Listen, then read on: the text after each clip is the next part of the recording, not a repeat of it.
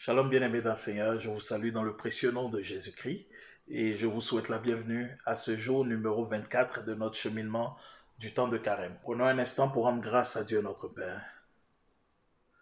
Papa, nous te disons merci. Merci pour tout ce que tu fais.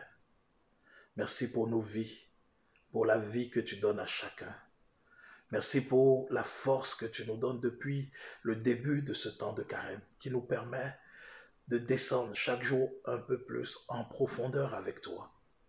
Donne-nous ta lumière, donne-nous ton esprit de force pour nous accompagner dans cette deuxième moitié de notre cheminement. Nous te demandons cette grâce par Jésus-Christ qui est vivant et qui règne aujourd'hui et pour les siècles sans fin. Amen. Bien-aimés frères, nous sommes dans l'évangile de Luc, le chapitre 1er, les versets 26 à 38. Le 6e mois, l'ange Gabriel fut envoyé par Dieu dans une ville de Galilée appelée Nazareth, à une vierge fiancée à un homme du nom de Joseph, de la maison de David. Et le nom de la vierge était Marie. Il entra chez elle et lui dit, « Réjouis-toi, comblée de grâce, le Seigneur est avec toi. » À ces mots, elle fut bouleversée et elle se demandait ce que signifiait cette salutation. Mais l'ange lui dit, « Rassure-toi, Marie, car tu as trouvé grâce auprès de Dieu. Voici, tu concevras, et tu enfanteras un fils, et tu lui donneras le nom de Jésus. Il sera grand, et on l'appellera fils du Très-Haut. Le Seigneur Dieu lui donnera le trône de David son père. Il régnera sur la maison de Jacob à jamais, et son règne n'aura point de fin. » Mais Marie dit à l'ange, « Comment cela se fera-t-il, puisque je ne connais point d'homme ?» L'ange lui répondit, « L'Esprit Saint viendra sur toi, et la puissance du Très-Haut te prendra sous son ombre.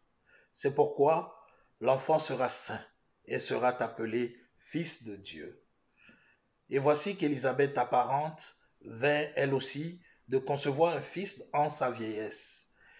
Et elle en est à son 6e mois, elle qu'on appelait la stérile. Car rien n'est impossible à Dieu. Marie dit alors, « Je suis la servante du Seigneur, qu'il m'advienne selon ta parole. » Et l'ange la quitta. Bien-aimés, nous voyons à travers ces lignes le début du plan merveilleux de Dieu pour l'humanité. Voici que l'ange vint annoncer à Marie qu'elle concevra et enfantera un fils qui portera le nom de Fils de Dieu.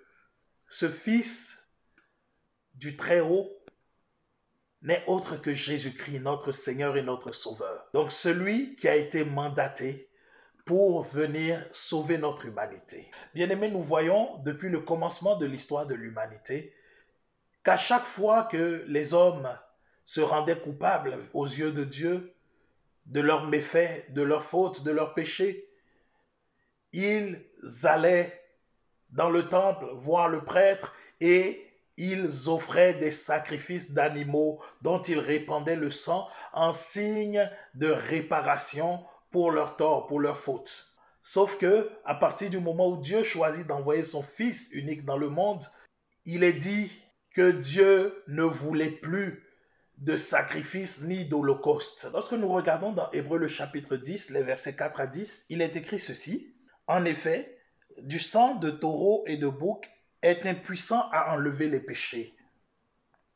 C'est pourquoi, en entrant dans le monde, le Christ dit, « Tu n'as voulu ni sacrifice ni oblation, tu m'as façonné un corps.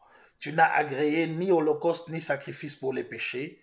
Alors j'ai dit, voici, je viens, car c'est de moi qu'il est question dans le rouleau du livre. » Bien-aimés, nous voyons ici que même si Dieu, pendant un temps, permettait aux hommes de sacrifier le sang de bouc, le sang de taureau pour réparation de leurs péchés, on se rend compte que cela est devenu un tant soit peu obsolète. Alors cela est devenu impuissant. Ce sang n'était plus capable d'enlever les péchés parce que c'était devenu routinier, c'était devenu quotidien, c'était devenu même banal, je dirais.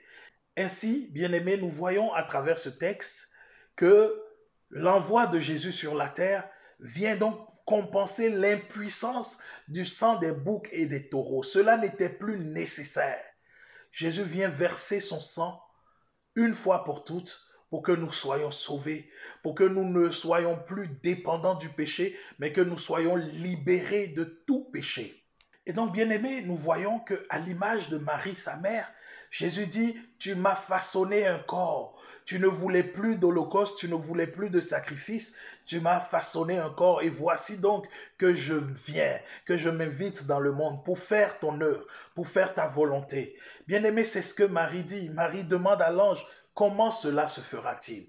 Celui ou celle d'entre nous qui a le souci de faire la volonté de Dieu, nous avons à demander toujours, Seigneur, comment cela se fera-t-il? Nous avons à questionner le Seigneur, à comprendre comment veut-il opérer avec nous.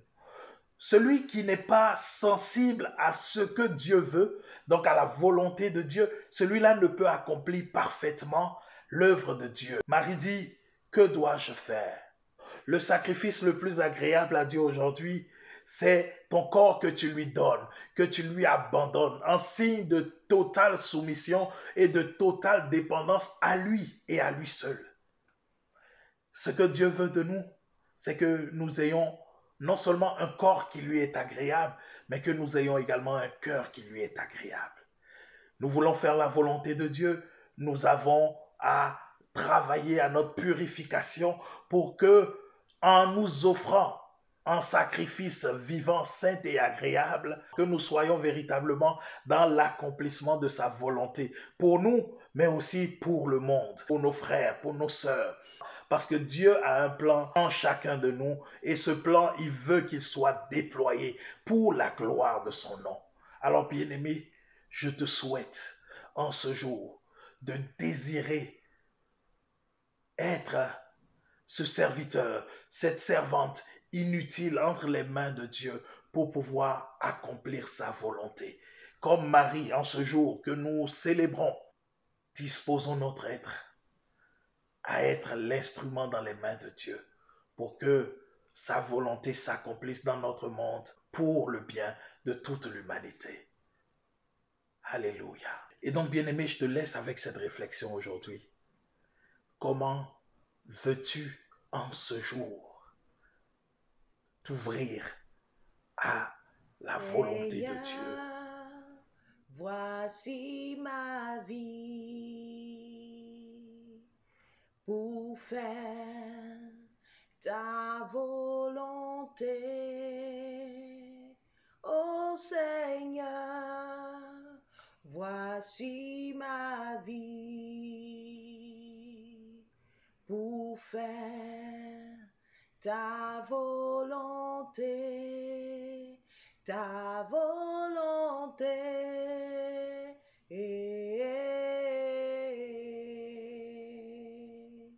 Je veux faire ta volonté, ta volonté.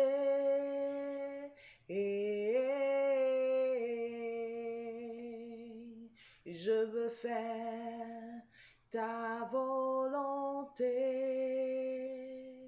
Oh Seigneur, voici mon cœur pour faire ta volonté. Oh mon Dieu, voici mon cœur pour faire ta volonté, ta volonté.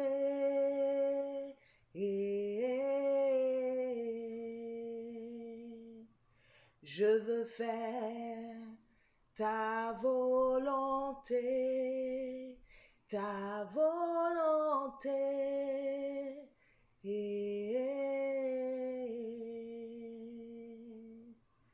Je veux faire ta volonté.